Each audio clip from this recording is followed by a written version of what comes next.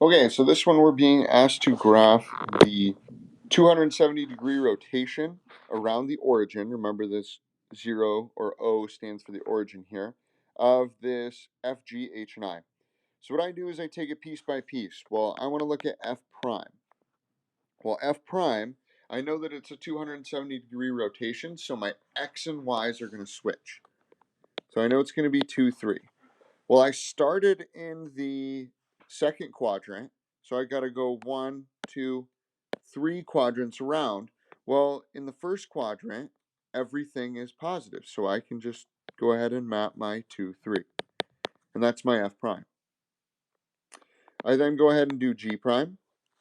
Well, G prime is -3, -1. I know I'm going to have to swap the values because it's 270 degrees. And so I have to think about where we started. We started at 2. So 4, 1, I'm going to end up in 2.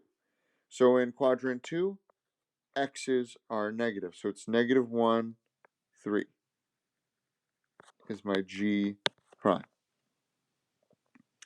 I then need to do H prime. Well, H started at -1, -1, so I've got to swap them, which is still just going to be 1, 1.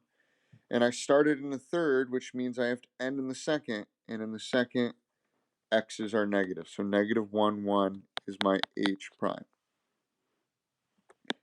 Last one is I prime. It was 0, 1, which means I'm going to end with 1, 0. And so it started between 1 and 2, which means it's got to end between 3 and 4, or 4 and 1. So it's like you got to count over 3 lines. So when I connect this, this is my image that gets created from the pre-image.